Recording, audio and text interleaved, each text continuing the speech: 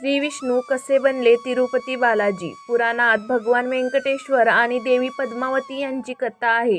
एकदा सर्व देवतांनी मिळून एक यज्ञ करण्याचा विचार केला. त्याप्रमाणे यज्ञाची तयारी पूर्ण झाली तेव्हा वेदने एक प्रश्न केला.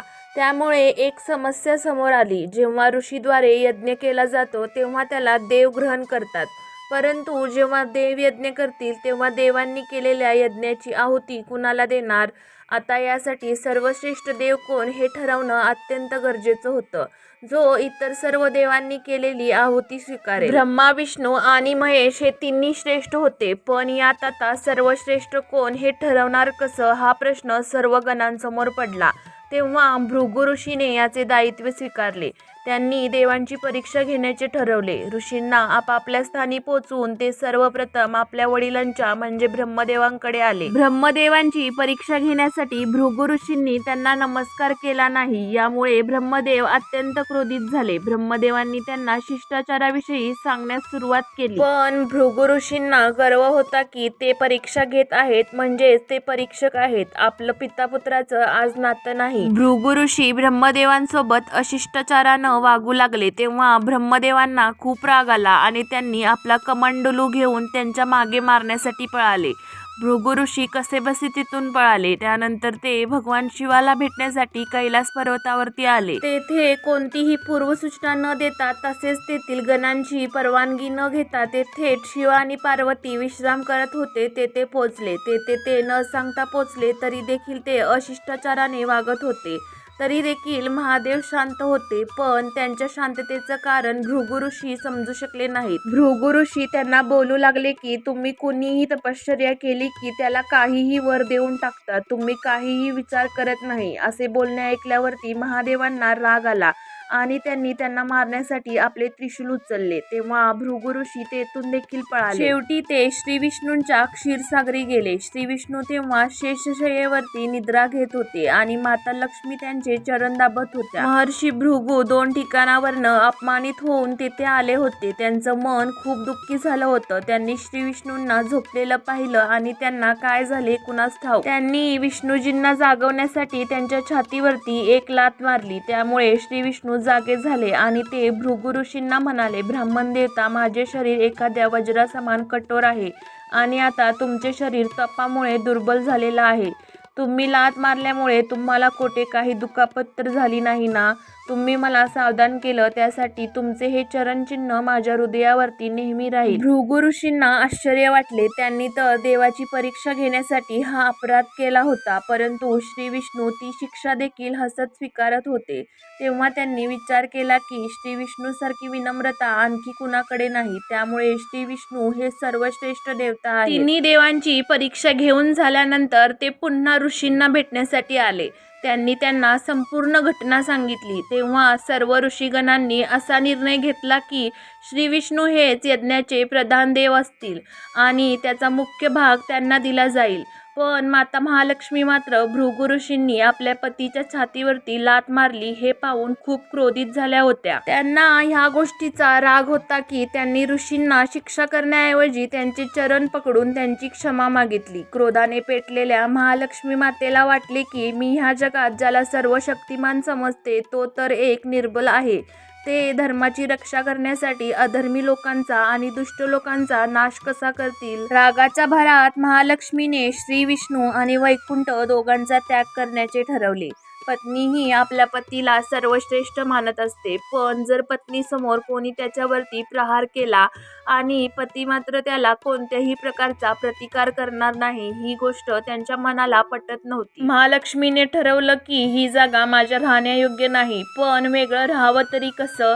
श्री विष्णूंपासून वेगळं होऊन राहणं तिला जमणार नव्हतं, म्हणून ती योग्य वेळेची वाट पाहू लागली. श्री विष्णूंनी हिरण्याक्षचा उद्धार करण्यासाठी वराह अवतार घेतला आणि दुष्टांचा नाश केला. महालक्ष्मीला हीच वेळ योग्य वाटली. महालक्ष्मीने वैकुंठाचा त्याग केला आणि ती पृथ्वीवर एका वनात तपश्चर्या करू लागली. तप करता करता मातेने आपल्या शरीराचा त्याग केला. श्री विष्णू वराह अवतारातील आपलं कार्य संपवून वैकुंठाला आले तर तेथे महालक्ष्मी नव्हती. नव्हती. ते महालक्ष्मीला शोधू लागले. श्री विष्णूंनी तिला तिन्ही लोकांमध्ये शोधले, पण तपाच्या जोरावरती महालक्ष्मी मातेने भ्रमित करण्याची शक्ती प्राप्त करून घेतली होती. त्याच शक्तीचा उपयोग करून त्यांनी श्री विष्णूंना देखील भ्रमित ठेवले. पण शेवटी श्री विष्णूंनी त्यांचा पत्ता लावला. पण तोपर्यंत महालक्ष्मीने आपल्या शरीराचा त्याग केला होता. दिव्य दृष्टीने त्यांनी पाहिलं की महालक्ष्मीने चोलराजच्या घरी जन्म घेतला आहे. तेव्हा विष्णूंनी विचार केला की महालक्ष्मीने त्यांचा त्याग त्यांना सामर्थ्यहीन समजल्यामुळे केला आहे. यासाठी ते ह्या वेळेला मातेला प्राप्त करण्यासाठी आपल्या शक्तीचा उपयोग करणार नाहीत. महालक्ष्मीने मानव रूप घेतले आहे, म्हणून ते देखील साधारण माणसाप्रमाणेच व्यवहार करतील आणि महालक्ष्मीचे हृदय आणि विश्वास जिंकतील. त्यांनी श्रीनिवासचे रूप घेतले आणि पृथ्वीलोकात चोल नरेशच्या राज्यात राहू लागले. ते महालक्ष्मीला भेटण्याच्या योग्य वेळेची प्रतीक्षा करू लागले. राजा आकाशराज निपुत्रिक होते. त्यांनी शुक्रदेवाच्या आज्ञेप्रमाणे संतानप्राप्ती यज्ञ केला. राजाने त्या जागी खोदले तर तेथून एक पेटी निघाली, ज्या पेटीत एक खूपच सुंदर कमळावरती कोमल नाजूक कन्या होती. ती महालक्ष्मी होती. राजाच्या मनातील इच्छा पूर्ण झाली. ती कन्या कमळाच्या फुलात भेटली, म्हणून तिचे नाव पद्मावती ठेवले. पद्मावती ही नावाप्रमाणेच रूपवती आणि गुणवती होती. आता पद्मावती लग्नायोग्य झाली होती. एके दिवशी ती आपल्या बागेत फुलं तोडत होती. त्या बागेत श्री विष्णू म्हणजेच श्रीनिवास देखील गेले होते. तेव्हा त्यांनी पाहिले की एक हत्ती एका तरुणीच्या मागे लागला आहे आणि तिला घाबरवत आहे. राजकुमारीसोबत आलेले सैन्य देखील मागे सरले होते. तेव्हा श्रीनिवासने बाण चालवून त्या हत्तीला थांबवले आणि पद्मावतीची रक्षा केली. श्रीनिवास आणि पद्मावती यांनी एकमेकांना पाहिले आणि त्यांच्या मनात एकमेकांविषयी ओढ निर्माण झाली. दोघे देखील काही न बोलता आपापल्या घरी निघून गेले. श्रीनिवास घरी तर आला, पण त्याचं मन मात्र पद्मावतीचाच विचार करत होते. ते पद्मावतीचा ठिकाणा कसा काढावा हा विचार करत होते. त्यानंतर श्रीनिवासने एका ज्योतिषाचा वेश धारण केला आणि पद्मावतीचा ठिकाणा शोधू लागला. हळूहळू श्रीनिवास ज्योतिषाची ख्याती संपूर्ण चोल राज्यात पसरली. पद्मावतीच्या मनात श्रीनिवासविषयी प्रेम जागृत झालं. ती देखील श्रीनिवासला भेटण्यासाठी व्याकुळ झाली होती, पण कोणताही प्रकारचा पत्ता ठिकाणा माहीत नसल्यामुळे तिचे मन चिंतित होते. या चिंता आणि प्रेमविरहामुळे तिने भोजन आणि शृंगार करणे सोडून दिले. यामुळे तिचं शरीर कमकुवत बनत गेलं. राजाला आपल्या मुलीची ही अवस्था पाहिली जात नव्हती, त्यामुळे तो खूपच चिंतित झाला होता. ज्योतिषाच्या प्रसिद्धीची माहिती राजाच्या कानापर्यंत पोहोचली. राजाने ज्योतिषी श्रीनिवासला बोलावले आणि सर्व सांगून आपल्या मुलीच्या आशादशेचे कारण विचारले. श्रीनिवास जेव्हा राजकुमारीला पाहण्यासाठी तिथे पोहोचले, तेव्हा त्यांनी तिथे पद्मावतीला पाहिले. त्यामुळे ते खूपच आनंदित झाले. ते त्यांच्या प्रयत्नात सफल झाले होते. त्यांनी पद्मावतीचा हात आपल्या हातात घेतला. थोडा वेळ हाताकडे पाहत ते म्हणाले, तुमची मुलगी प्रेमविरहामध्ये खंगत आहे. तुम्ही हिचा लवकरात लवकर विवाह करून द्या, त्यामुळे ही पुन्हा स्वस्थ होईल. पद्मावतीनं तेव्हा श्रीनिवासकडे पाहिलं. त्याला पाहता क्षणी तिने ओळखले.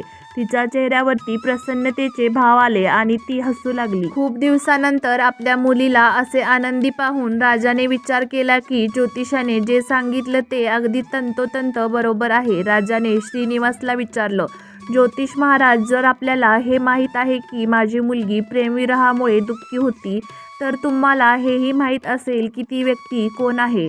तो जो कोणी असेल त्याच्याबरोबर मी तिचा विवाह करण्यास तयार आहे. तेव्हा श्रीनिवास म्हणाले, महाराज, एक दिवस तुमची मुलगी बागेत फुलं तोडायला गेली होती. तेव्हा एका हत्तीनं तिच्यावरती हमला केला होता. तेव्हा तुमचे सैनिक देखील मागे हटले होते. तेव्हा राजकुमारीला एका धनुर्धारीने वाचवले होते. राजा म्हणाला, हो, माझ्या सैनिकांनी मला हे सांगितले होते की एका वीर पुरुषानं माझ्या मुलीचे प्राण वाचवले. पण त्या घटनेचा आणि माझ्या मुलीच्या प्रेमाचा काय संबंध? तेव्हा श्रीनिवास म्हणाला, महाराज, तुमच्या मुलीला तिचा जीव वाचवणाऱ्या तरुणासमवेत प्रेम झाले आहे. राजाने विचारणा केल्यावरती श्रीनिवासने सांगितलं की तो कोणी सामान्य युवक नाही, तर ते स्वतः शंखचक्रधारी भगवान विष्णू आहेत. यावेळी ते वैकुंठाला सोडून मानव रूपात श्रीनिवासच्या नावाने पृथ्वीवरती राहत आहेत. तुम्ही तुमच्या मुलीचा विवाह त्यांच्या माझ्यासोबत करा. मी त्यांच्याशी विवाह कसा करायचा हे सारं काही पाहून घेईल. त्याची सारी व्यवस्था करेल. हे सारं ऐकून राजा आनंदित झाला. आपला जावई स्वतः श्री विष्णू बनतील या गोष्टीचा त्याला खूप हर्ष झाला. श्रीनिवास आणि पद्मावती यांचा विवाह ठरला. श्रीनिवासने म्हणजेच विष्णूंनी शुक्रदेवाच्या मदतीने सर्व देवी देवतांना आपल्या लग्नाचे आमंत्रण पाठवले. शुक्रदेवाच्या सूचनेनुसार सर्व देवी देवता खूप आनंदी झाले. सर्व देवी देवता श्रीनिवासला भेटण्यासाठी पृथ्वीवर आले. परंतु श्रीनिवासला ह्या आनंदासोबतच एक चिंता देखील सतावत होती. तेव्हा देवतांनी त्यांना विचारले, भगवंत, पूर्ण विश्वाची चिंता तुम्ही हरण करता आणि अशा आनंदाच्या क्षणी आपण इतके चिंतातुर का आहात? तेव्हा श्रीनिवास म्हणाले, चिंतेची बाब तर आहेच, कारण माझ्याकडे धनाची कमी आहे. महालक्ष्मीने माझा त्याग केला, त्यामुळे मी धनहीन झालो आहे. स्वतः महालक्ष्मीने तपश्चर्या करून स्वतःच्या शरीराचा त्याग केला आणि मानव रूप धारण केले आणि मागील जन्माच्या सर्व आठवणींना गुप्त केलेले आहे. त्यामुळे तिला ह्या गोष्टीची आठवण नाही की ती महालक्ष्मी आहे. ती तर स्वतःला राजकुमारी पद्मावती समजते. त्यामुळे मी देखील निर्णय घेतला आहे की जोपर्यंत मी महालक्ष्मीचे प्रेम आणि विश्वास जिंकत नाही तोपर्यंत माझ्या शक्तीची मी जाणीव होऊ देणार नाही. मी आपली कोणतीही लीला दाखवणार नाही. यामुळे मी देखील एक साधारण मानवाचे जीवन जगत आहे आणि ती आहे राजकुमारी. राजाच्या मुलीशी लग्न करायचे आणि तिच्यासोबत संसार करायचा म्हणजे त्यासाठी धन, वैभव आणि ऐश्वर्याची गरज आहे. ते सर्व मी कुठून आणू? खुद्द श्री विष्णूंना धनाची कमतरता भासू लागली. हीच तर भगवंताची लीला होती. श्री विष्णू आता विवाहासाठी धनाचा प्रबंध कसा करतील यामुळे ते चिंतित होते. सर्व देवतांनी जेव्हा हे ऐकले तेव्हा त्यांना देखील आश्चर्य वाटले. देवता म्हणाले, तुम्हाला जितक्या धनाची आवश्यकता असेल तितक्या धनाची व्यवस्था तुम्हाला कुबेर करून देतील. देवतांनी कुबेराचं आवाहन केलं तर तिथे कुबेर प्रकट झाले. कुबेर म्हणाले, ही तर माझ्यासाठी एक आनंदाची बाब आहे की मी भगवंतासाठी काही करू शकेल. मी तुमच्यासाठी लगेच जितके धन हवे त्याची व्यवस्था करतो. तुम्ही निश्चिंत राहावे. तेव्हा विष्णूंनी कुबेराला सांगितले, यक्षराज कुबेर, तुम्हास महादेवांनी जगाचा आणि देवतांचा धनाचा प्रबंध करण्यासाठी दायित्व दिलेलं आहे. त्यातून मला गरज असेल तितकं धन मी घेईल, पण त्यासाठी माझी एक अट आहे. श्री विष्णू कुबेरासोबत धनप्राप्तीसाठी एक अट ठेवतात. ती ऐकून सर्व देवता आश्चर्यचकित होतात. श्री विष्णू म्हणतात, मी जे धन कुबेराकडून घेणार आहे त्यासाठी महादेव आणि ब्रह्मदेव साक्षी राहतील. कुबेराकडून जे धन मी घेणार आहे ते मी कर्जाच्या स्वरूपात घेणार आणि पुढे भविष्यात मी त्याला व्याजासकट परत करेल. श्री विष्णूंचे हे बोलणे ऐकून कुबेरासकट सर्व देवता विस्मयात पडले. ते एक दुसऱ्यांकडे पाहू लागले. तेव्हा कुबेर म्हणाले, भगवंत, माझ्याकडून काही चूक झाली असेल तर क्षमा असावी, पण असे काही बोलू नका. जर तुमची अवकृपा माझ्यावर झाली तर माझ्या कोशातील सर्व धन नष्ट होईल. तेव्हा श्रीहरी कुबेराला शांत करत म्हणाले, तुझ्याकडनं काहीही चूक झालेली नाही. मी मानव रूपात आहे, त्यामुळे मानवापुढे येणाऱ्या सर्व समस्या मी अनुभवणार आहे.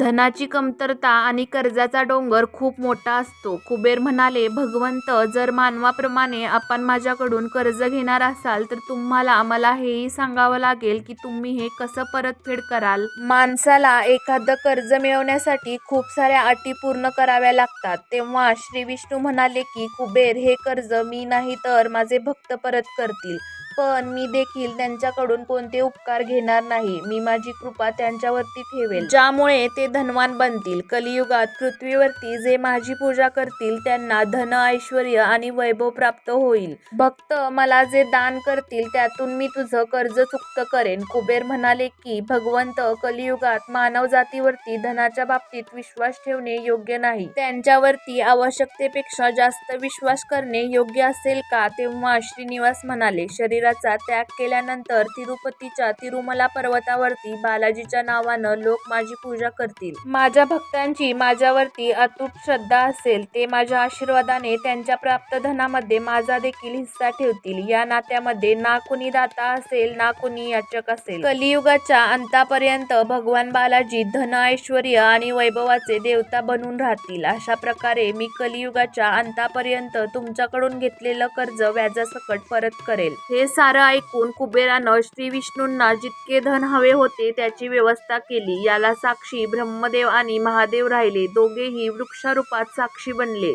आजही पुष्करणी तीर्थाच्या किनारी ब्रह्मदेव आणि महादेव वडाच्या झाडाच्या रूपात साक्षी बनून उभे आहेत. असे म्हटले जाते की तिथे नवनिर्माण करत असताना जेव्हा ह्या दोन्ही झाडांना कापले जाऊ लागले तेव्हा त्यातून रक्ताच्या धारा वाहू लागल्या. तेव्हापासून ह्या झाडांची देवतांप्रमाणे पूजा होऊ लागली. याप्रमाणे श्री विष्णू म्हणजे बालाजी आणि पद्मावती म्हणजेच माता महालक्ष्मी यांचा विवाह खूप धूमधडाक्यात झाला, ज्यामध्ये सर्व देवी देवता आले होते. बालाजीच्या मंदिरात येणारे भक्तगण दानदक्षिणा करून देवावरचे कर्ज उतरवत आहेत, जे कलियुगाच्या अंतापर्यंत चालू राहील. ही कथा तुम्हाला कशी वाटली कमेंट करून नक्की सांगा. आवडली असेल तर लाईक करा, शेअर करा आणि चॅनललाही नक्की सबस्क्राईब करा. धन्यवाद.